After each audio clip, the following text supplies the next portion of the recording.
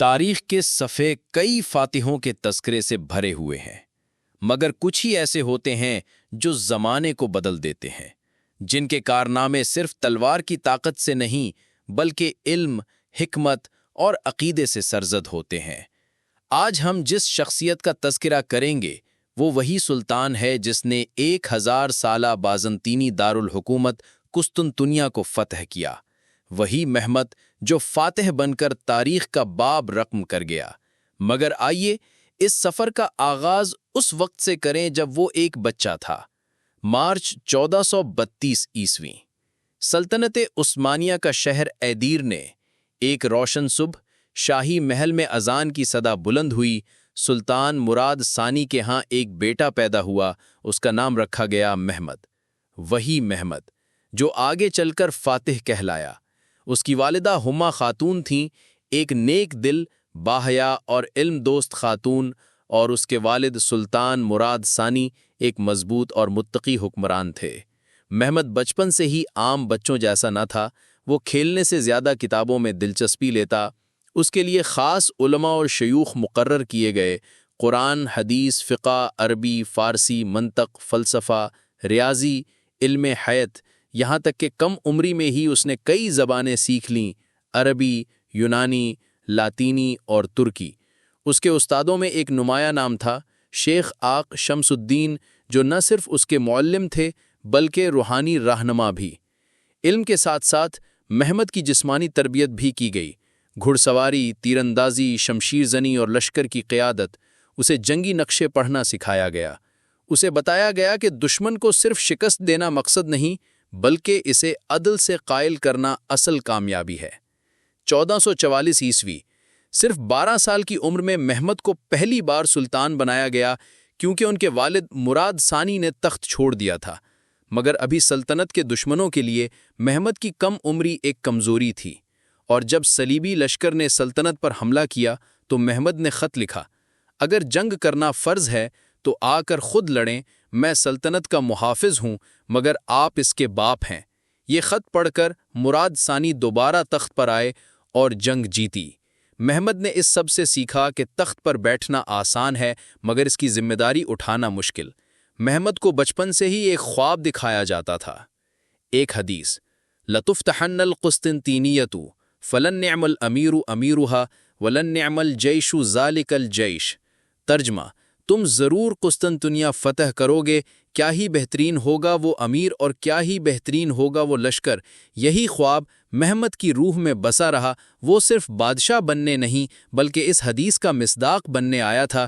یہی وہ ویژن تھا جس نے ایک بچے کو تاریخ کا فاتح بنا دیا۔ یہ تھا سلطان محمد کی زندگی کا پہلا باب، ایک ایسا بچپن جو تربیت، عقیدت اور بصیرت سے بھرا ہوا تھا۔ اب وقت آ چکا ہے کہ وہ دوبارہ تخت پر بیٹھے، مگر وہ بچہ نہیں، اب وہ جوان ہو چکا ہے اور تاریخ کو بدلنے کے لیے تیار۔ 1451 عثمانی سلطنت ایک بار پھر ایک دوراہے پر کھڑی تھی۔ سلطان مراد ثانی کا انتقال ہو چکا تھا اور ایک نوجوان مگر اب پختہ فہم شہزادہ محمد دوبارہ سلطنت کے تخت پر بیٹھنے والا تھا۔ یہ وہی محمد تھا جسے بچپن میں تخت پر بٹھا کر اتار دیا گیا تھا، مگر اب وہ لوٹ رہا تھا، ایک نئے عزم، نئے خواب اور نئی حکمت کے ساتھ۔ ایدرن شاہی محل، سلطان محمد اب 18 سالہ نوجوان، سنجیدہ چہرے اور بلند نگاہ کے ساتھ تخت نشین ہوا۔ سلطنت کے وزراء، سپہ سالار اور علماء اس کی قیادت کا دوبارہ خیر مقدم کر رہے تھے، لیکن اس بار محمد ایک عام نوجوان نہیں تھا، وہ قسطنطنیہ کی چابی بننے والا تھا۔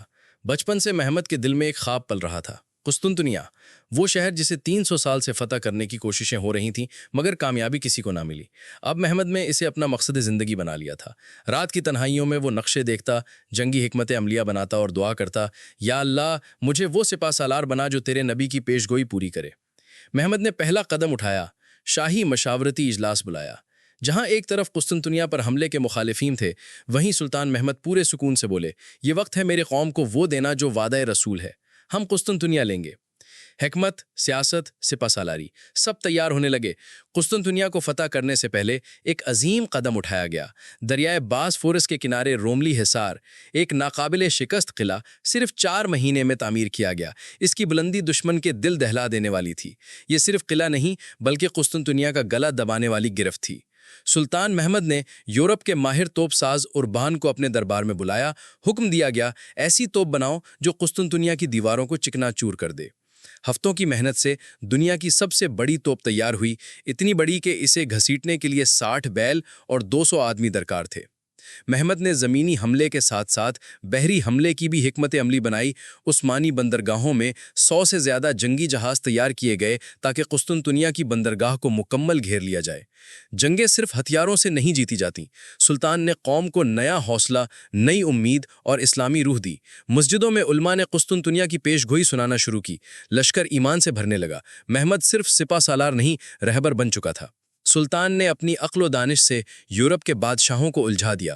کسی سے امن معاہدہ، کسی سے تجارتی رابطہ، مقصد تھا دشمن کو الجھاؤ اور قسطنطنیہ پر بھرپور توجہ مرکوز رکھو۔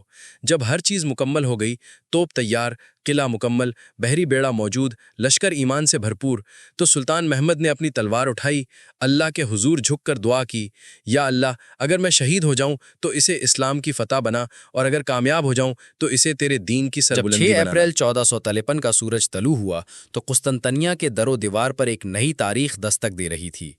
سلطان محمد صرف 21 سال کی عمر میں اپنی سلطنت کے سب سے بڑے خواب کے ساتھ قسطنطنیہ کے دروازے پر کھڑا تھا۔ اس کے سامنے کھڑی تھی ایک دیوار جو 1000 سال سے ناقابل تسخیر مانی جاتی تھی، لیکن سلطان کے دل میں اللہ پر یقین، عقل میں جنگی حکمت عملی اور آنکھوں میں فاتح بننے کی روشنی تھی۔ سلطان محمد نے ایک نئی تاریخ رقم کرتے ہوئے ایسے توپ خانے تیار کیے جو دنیا نے پہلے کبھی نہیں دیکھے تھے۔ سب سے بڑی توپ بازیلیکا کئی ٹن وزنی تھی اور قسطنطنیہ کی دیواروں پر زلزلہ بن کر گری۔ ہر گولہ شہر کی بنیادوں کو ہلا دیتا، کڑے لرزنے لگے اور دشمن کے دلوں میں خوف اتر گیا۔ قسطنطنیہ کی بندرگاہ گولڈن ہارن کو ایک بڑی لوہے کی زنجیر سے بند کر دیا گیا تھا۔ عثمانی بحری جہاز وہاں نہیں پہنچ سکتے تھے، لیکن سلطان محمد نے تاریخ کا حیرت انگیز ترین اقدام کیا۔ اس نے بحری جہاز خشکی پر پہاڑوں کے اوپر سے گزار کر دوسری طرف اتار دیے۔ دشمن حیرت میں رہ گیا اور عثمانیوں کا حوصلہ آسمان چھونے لگا۔ 29 مئی 1453 کی رات پورا شہر قسطنطنیہ خوف میں ڈوبا ہوا تھا۔ سلطان محمد نے آخری حملے کا اعلان کیا۔ نماز، دعائیں اور اللہ اکبر کی گونج کے ساتھ ہزاروں سپاہی جان کی بازی لگانے کو تیار ہو چکے تھے۔ جیسے ہی صبح ہوئی، عثمانی فوج قلعے پر ٹوٹ پڑی، دیواریں پھلانگی گئیں، دروازے توڑے گئے اور سلطان محمد کا پرچم قسطنطنیہ کی فصیل پر لہرا رہا تھا۔ سلطان محمد نے قسطنطنیہ میں داخل ہو کر کوئی قتل عام نہ ہونے دیا۔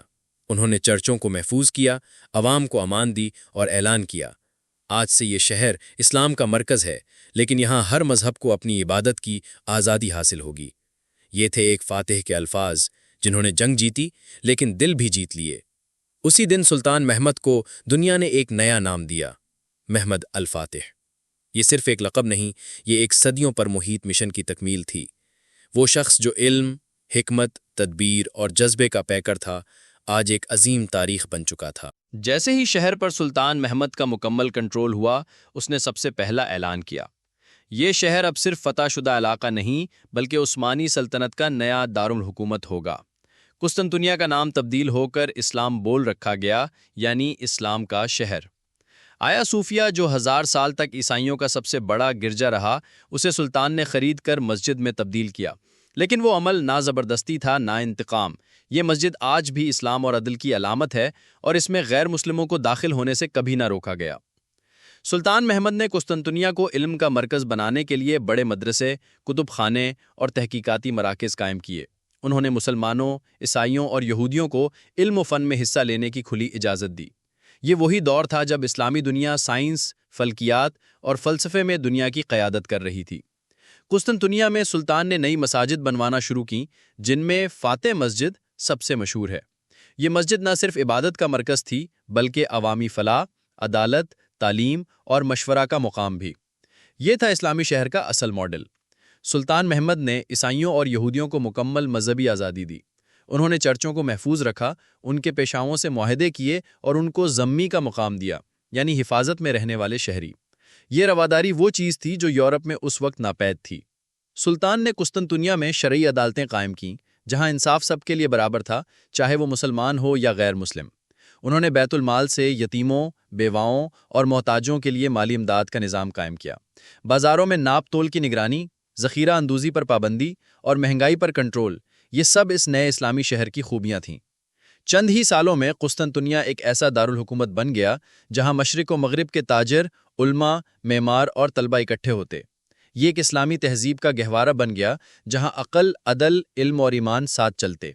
یہی تھی محمد الفاتح کی اصل فتح۔ قسطنطنیہ کی فتح کے بعد محمد فاتح نے اسے صرف ایک شہر کے طور پر نہیں دیکھا بلکہ اسے اپنے خوابوں کی دارالحکومت بنایا۔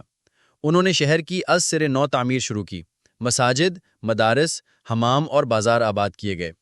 اب یہ قسطنطنیہ نہیں بلکہ اسلام بول یعنی اسلام کی آواز کہلانے لگا۔ محمد فاتح کی فتوحات کا سلسلہ رکا نہیں۔ سربیہ، البانیا، کریمیا، ایجین جزائر، والشیا، بوسنیا، ایک کے بعد ایک علاقہ فتح ہوتا گیا۔ یہ فتوحات صرف فوجی نہیں تھیں بلکہ ان میں انتظام، انصاف اور علم کا رنگ بھی شامل تھا۔ یورپ لرز اٹھا تھا۔ روم کے کیتھولک چرچ سے لے کر وینس کے تاجروں تک سب کے سب سلطان محمد کے خلاف اتحاد بنا رہے تھے، لیکن محمد فاتح کی عسکری حکمت عملی اور بحری طاقت نے ان کے منصوبے ناکام بنا دیے۔ سلطان محمد ایک علم دوست حکمران بھی تھے۔ انہوں نے قسطنطنیہ کو علمی مرکز بنایا، یونانی، فارسی، عربی اور ترک زبانوں میں ترجمے کروائے، مشہور فلسفیوں، علماء اور فنکاروں کو دربار میں دعوت دی۔ قسطنطنیہ کی فتح کے بعد سلطان محمد فاتح کی نگاہیں اب مغرب اور مشرق دونوں سمتوں میں تھیں۔ وہ نہ صرف اناطولیہ کو مکمل طور پر اپنے زیر اثر لائے بلکہ بلقان، البانیا، سربیہ اور ولاکیہ جیسے علاقوں میں بھی فتوحات حاصل کیں۔ لیکن ان کے دل میں ایک اور خواب تھا، روم تک پہنچنا۔ رومن کیتھولک دنیا کے خلاف آخری زبردست مہم کی تیاریاں ہو رہی تھیں، جس میں عثمانی بحری بیڑا اور بری افواج دونوں شامل تھیں۔